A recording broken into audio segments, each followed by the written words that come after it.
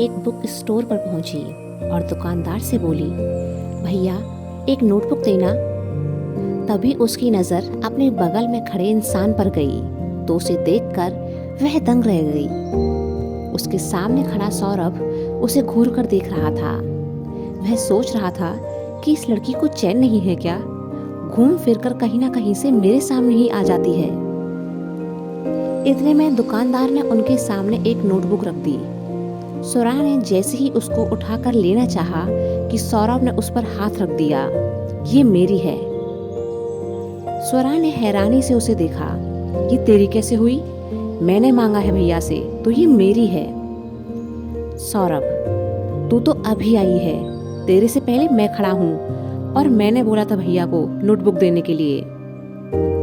दुकानदार अब दोनों को हैरान सा देखने लगा कि जरा सी बात पर ये लोग इस तरह से क्यों लड़ रहे हैं। स्वरा उस नोटबुक को अपनी तरफ खींचने लगी और सौरभ अपनी तरफ। स्वरा, यहाँ तेरी दादागिरी नहीं चलेगी क्योंकि ये स्कूल नहीं है और यहाँ तेरे पापा कोई टीचर नहीं है। सौरभ, मेरे पापा तक मत जा, तू पहले मुझसे ही जीत कर दिखा दे। दोनों में अब खींचतान देखकर दुकानदार बोला, अरे क्या कर रहे हो? नोटबुक फट जाएगी और अगर ऐसा हुआ ना तो मैं तुम दोनों से ही इसके पैसे लूंगा। यह सुनकर सौरभ और स्वरा रुक गए। दुकानदार, तुम दोनों ने ही नोटबुक मांगी थी, लेकिन यहाँ एक ही है। तुम में से कोई भी एक ये नोटबुक ले लो, दूसरी नोटबुक मैं ये बगल वाले गोदाम से लाकर दे रहा हूँ। स्वरा, हाँ तो भैया मैं ये ले रही हूँ, आप इसे दूसरी लाकर दे दो। सौरभ, नहीं, मैंने पहले मांगी थी तो ये नोटबुक मेरी है। स्वरा, सच में? लेकिन मैंने तो नहीं सुना तुझे नोटबुक मांगते हुए। सौरभ, तू कहीं की क्वीन विक्टोरिया है क्या जो मैं तुझे सुनाकर बोलूंगा? स्वरा, तो तू भी कहीं का लॉर्ड गवर्नर नहीं है, समझा? उन दोनों का झगड़ा बंद होते ना देख दुकानदार ने वो नोटबुक वापस उठा ली। ऐसा है, तुम दोनों ही निकलो मेरी दुकान से। तुम्हारे जैसे तूफान बच्चों को मुझे कुछ देना ही नहीं है। सौरभ अकड़ कर बोला, हाँ तो फ्री में दे रहे हो क्या? पैसे दे रहा हूँ मैं। दुकानदार, तो जाकर किसी और को पैसे देकर ले लो, लेकिन फिलहाल तुम दोनों यहाँ से निकलो। सौरभ और स्वरा ने जब दुकानदार को गुस्से में देखा तो वहाँ से निकलने में ही भलाई समझी। उन दोनों के जाने के बाद दुकानदार अपना सिर पकड़कर बैठ गया। हे भगवान, कितने लड़ाकू बच्चे हैं ये। वामिका ने कुछ देर बालकनी में ही इंतजार किया, लेकिन उस घर से कोई आता जाता नहीं दिखा तो वह वापस अंदर चली गई। उसके जाने के बाद एक तरफ छिपकर खड़े सिवाय ने राहत की सांस ली और टाइगर को लेकर बाहर जाने लगा। जो लोग उसे पसंद नहीं करते थे या गलत समझते थे, वह उनकी तरफ ध्यान देना भी पसंद नहीं करता था, क्योंकि वह किसी को भी खुद के साथ रखने के लिए कोई सफाई देना नहीं चाहता था। जो उसे गलत समझता है समझे, वह तो सिर्फ उन्हीं के साथ खुश था जो उसे सही समझते थे। इतने में वहां दुर्गा जी आ गईं।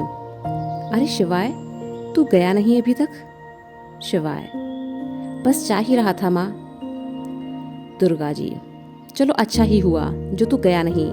एक काम कर, जरा ये पेठा कोमल जी के घर दे आ।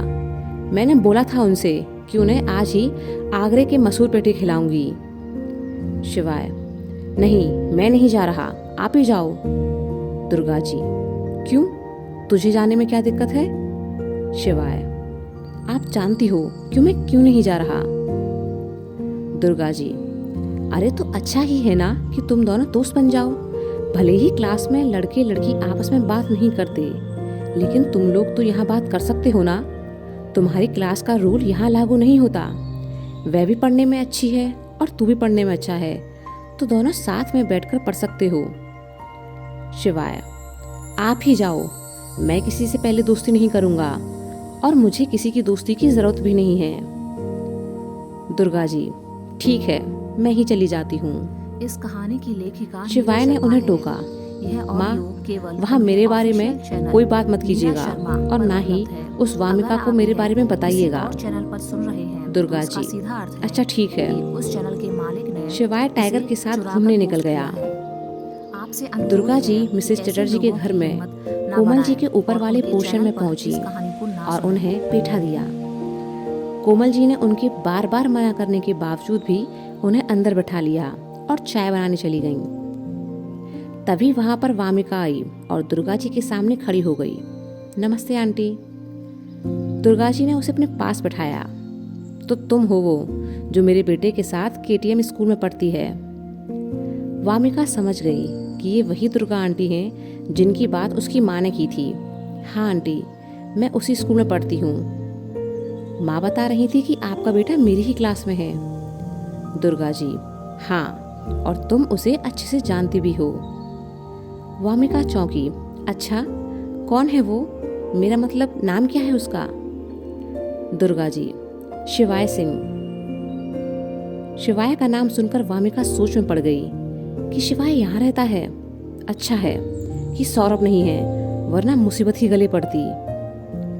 उसे चुप देखकर दुर्गा जी बोली, क्या हुआ? तुम्हें खुशी नहीं हुई उसके बारे में जानकर? वामिका, नहीं, ऐसी तो कोई बात नहीं है आंटी। दुर्गा जी, मुझे पता है कि तुम्हारी क्लास में क्या चल रहा है। शिवाय मुझसे सब कुछ शेयर करता है। देखो बेटा, शिवाय ना कम ही बोलना पसंद करता है और अपने काम से काम रखता है। कोई उसके बारे में क्या सोचता है इस बात से उसे कोई फर्क नहीं पड़ता। बस अपने में ही मस्त रहता है और लोगों से जल्दी घुलता मिलता भी नहीं है। लेकिन इसका मतलब ये नहीं है कि वह घमंडी है, जो कि अक्सर लोग समझ लेते हैं। शिवाय ने तो मना किया था कि मैं तुम्हें बताऊं नहीं कि मैं तुम्हारी माँ हूँ, लेकिन एक माँ दुनिया को अपने बच्चे को गलत समझते नहीं देख सकती, इसलिए मैं तुम्हें सब बता रही हूँ। मेरा शिवाय अपनी उम्र से ज़्यादा समझदार है, मेरा बहुत ख्याल रखता है और प्यार भी बहुत करता है। मैंने बचपन से ही उसे सिखाया है कि लड़के और लड़की में कोई अंतर नहीं होता, सभी एक बराबर हैं। उसके जैसा प्यारा और सच्चा बच्चा तुम्हारी नोटबुक कैसे फाड़ सकता है भला? वामिका, लेकिन आंटी, मैंने उसको ही पेजों को डस्टबिन में डालते देखा था, और जब मैंने शिवाय से पूछा कि ये किसने किया तो उसने कुछ नहीं बताया। दुर्गा जी, वो ऐसा ही है।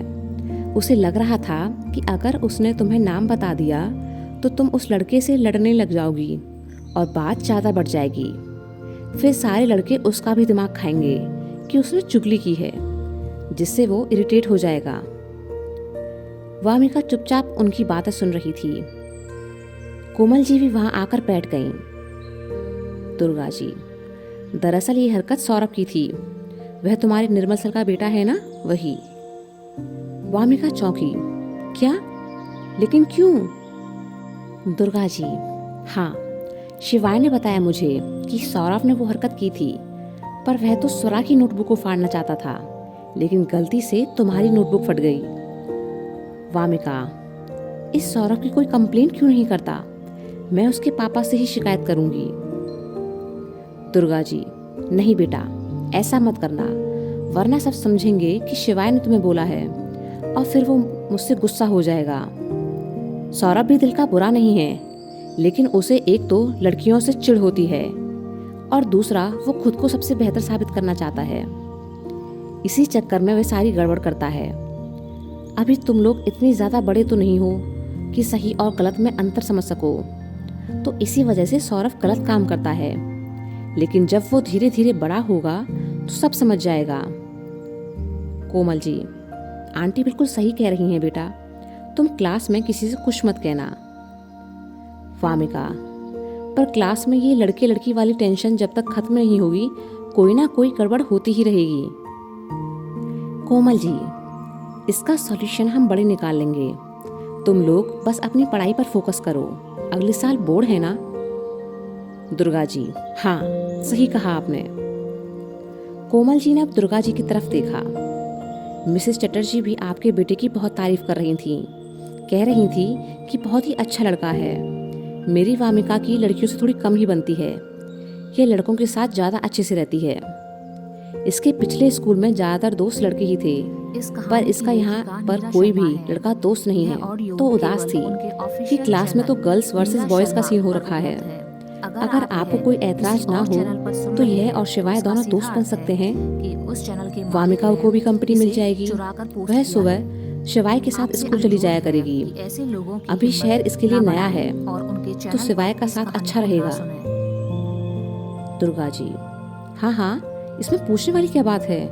वैसे भी वामिका काफी अच्छी बच्ची है और मेरे शिवाय के साथ रहेगी तो वह भी थोड़ा हंसना बोलना सीख जाएगा। दोनों साथ में स्टडी भी कर लिया करेंगे। क्यों वामिका, तुम्हें कोई दिक्कत तो नहीं है ना शिवाय से? वामिका, मुझे तो कोई परेशानी नहीं है आंटी, लेकिन क्या शिवाय मुझसे फ्रेंडशिप करेगा? दुर्गा जी हंसती, हाँ, वो नए दोस्त बनाने में थोड़ा टाइम जरूर लेता है, लेकिन जिससे दोस्ती कर लेता है फिर उसके लिए उसकी जान भी हाजिर है। अब तुम थोड़ी मेहनत करोगी तो शिवाय जल्दी ही तुम्हारा दोस्त बन जाएगा। वामिका और कोमल जी यह सुनकर मुस्कुरा दिए। कुछ देर साथ बैठकर चाय पीने के बाद दुर्गा जी वापस लौटी तो उन्हें घर के अंदर आंगन में टाइगर के साथ बॉल से खेलता हुआ शिवाय दिखा। शिवाय, माँ कितनी देर लगा दी आपने आने में? दुर्गा जी बातें करने बैठ गई थी। कोमल जी और वामिका तो मुझे आने ही नहीं दे रहे थे। सच में बहुत प्यारी जोड़ी है माँ बेटी की, बिल्कुल हमारी तरह। शिवाय, आपने उस वामिका को मेरा नाम तो नहीं बताया ना कि मैं आपका बेटा हूँ? दुर्गा जी अपना सिर पकड़कर भूलने का नाटक करते हुए बोली, मैंने तो उसे बता दिया कि मेरे बेटे का नाम शिवाय है। शिवाय झुंझलाहट से भर गया। क्या माँ, मैंने आपसे मना किया था, फिर भी आपने सब बता दिया। सारी बातें बोल देती हो, पेट में कुछ नहीं पचता आपके। कहकर वह घर के अंदर चला गया। दुर्गा जी मुस्कुराते हुए सोचने लगी कि कल सुबह स्कूल जाने के लिए जब वामिका यहाँ आएगी तब पता नहीं उनका ये शिवाय कैसे रिएक्ट करेगा।